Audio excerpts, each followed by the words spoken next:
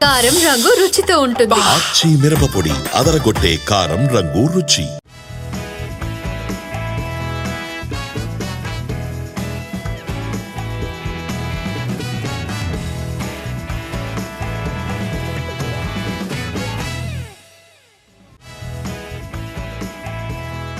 Hi hello and welcome to E T exclusive. లేచింది మహిళా లోకం, నిద్ర లేచింది మహిళా లోకం. ఇప్పుడు ఈ పాట ఎందుకు అనుకుంటున్నారు కదా?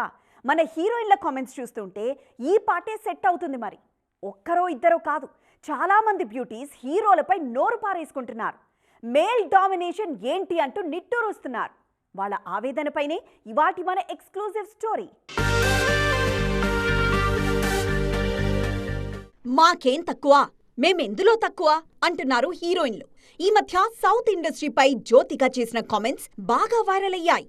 సౌత్ లో అగ్ర హీరోలందరితోనూ నటించిన ఈమె సౌత్ లో పోస్టర్లపై హీరోయిన్ల మొహాలు కనిపించవని, కేవలం హీరోలే ఉంటారని, కనీసం హీరోయిన్ పోస్టర్ ను ప్రమోట్ చేయడానికి హీరోలకు మనసు రాదంటూ సంచలన వ్యాఖ్యలు చేశారు జ్యోతిక. సౌత్ తో పోలిస్తే బాలీవుడ్ లో హీరోయిన్లకు హీరోలతో సమానత్వం ఉంటుందంటున్నారు జ్యోతిక.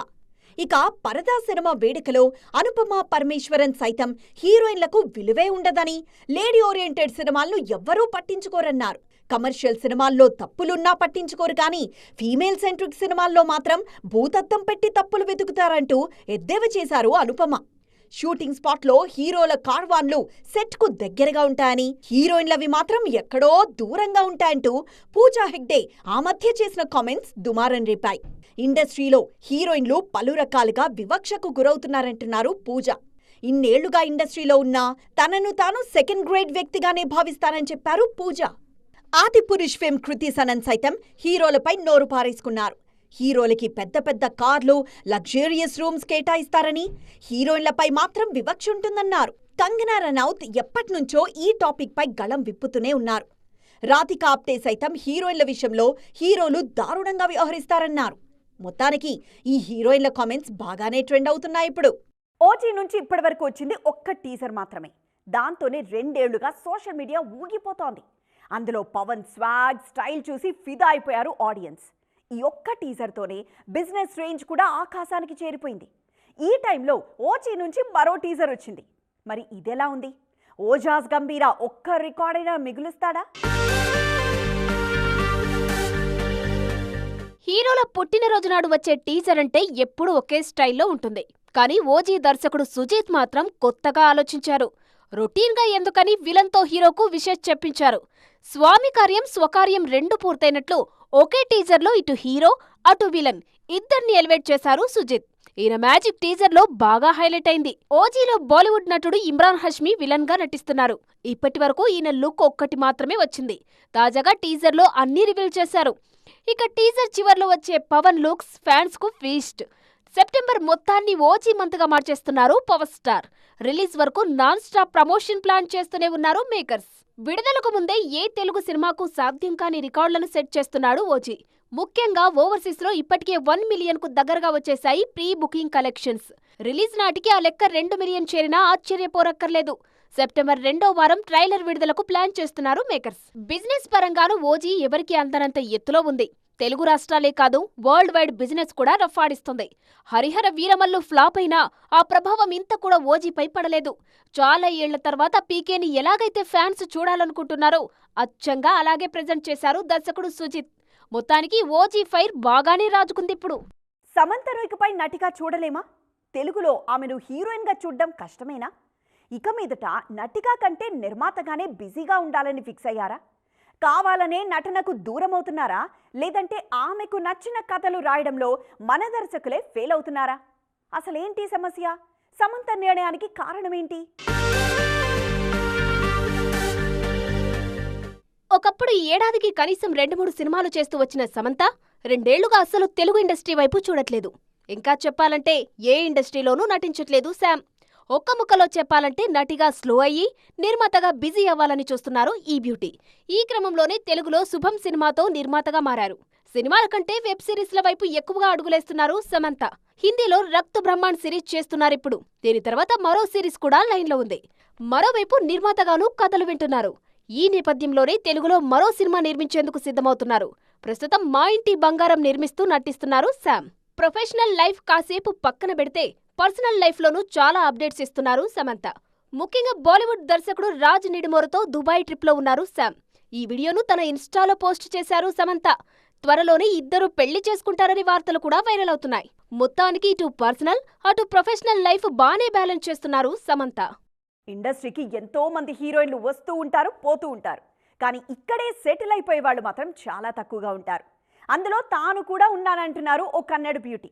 ఈ మధ్య ఎక్కడ చూసినా ఆమె పేరే వినిపిస్తోంది. పైగా రాబోయే 8 నెలల్లో ఆమె నుంచి 4 పాన్ ఇండియన్ సినిమాలు రానున్నాయి. ఇంతకీ ఎవరా బ్యూటీ? రుక్మిణి వసంత్ నిన్నటి వరకు కేవలం కన్నడలో మాత్రమే ఎక్కువగా వినిపించిన పేరు. ఇప్పటికే అక్కడ సప్తసాగరాలు దాటి బఘీరా లాంటి సినిమాలతో స్టార్ అయిన ఈ బ్యూటీ ఇప్పుడు తమిళ, తెలుగుపై కూడా ఫోకస్ చేశారు. సెప్టెంబర్ 5న ఈమె నటించిన మదరాసి విడుదల కానుంది. శివకార్తికేయన్ ఇందులో హీరోగా నటించారు. రాబోయే 8 నెలల్లో రుక్మిణి నుంచి 4 పాన్ ఇండియన్ సినిమాలు రానున్నాయి. అందులో మదరాసి ఈ వారంలోనే రానుంది. ఇక అక్టోబర్ 2న కాంతారా చాప్టర్ 1తో రాబోతున్నారు రుక్మిణి. రిషబ్ శెట్టి తెరకెక్కిస్తున్న ఈ చిత్రంపై అంచనాలు ఎలా ఉన్నాయనేది చెప్పాల్సిన పని లేదు. కాంతారా 2లో కనకవతి పాత్రలో నటిస్తున్నారు ఈ బ్యూటీ. 2026 ఫస్ట్ హాఫ్లోనూ రుక్మిణి హవానే కనిపించబోతోంది. మార్చి 19న ఎస్ టాక్సిక్, జూన్ 25న ఎన్టీఆర్ ప్రశాంత్ నీల్ డ్రాగన్తో రానున్నారు. వీటితో పాటు విక్రమ్ తనయుడు ధ్రువ్ నెక్స్ట్ సినిమాలో రుక్మిణి పేరు వినిపిస్తుంది. మొత్తానికి మరో మీనాక్షి చౌదరి, శ్రీలీలలా కాకుండా ఈమె అయినా వచ్చిన క్రేజ్ను సరిగ్గా వాడుకుంటారా లేదా చూడాలి. కర్ణుడి చావుకు 100 కారణాలన్నట్లు థియేట్రికల్ ఫుట్ ఫాల్స్ పడిపోవడానికి కూడా చాలా కారణాలు కనిపిస్తున్నాయి. ముఖ్యంగా ఓటీటీల కారణంగా థియేటర్లకు జనం రావడం లేదన్న కంప్లైంట్ ఈ మధ్య ఎక్కువగా వినిపిస్తోంది. ఈ పరిస్థితుల్లో చిన్న సినిమాల భవిష్యత్తు అగమ్యగోచరంగా ఉంది.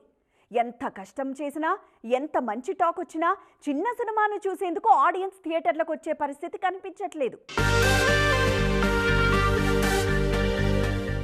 ఈ మధ్యకాలంలో ఆడియన్స్ థియేటర్స్కు రావడం తగ్గిపోయిందన్న కంప్లైంట్ ఎక్కువగా వినిపిస్తోంది.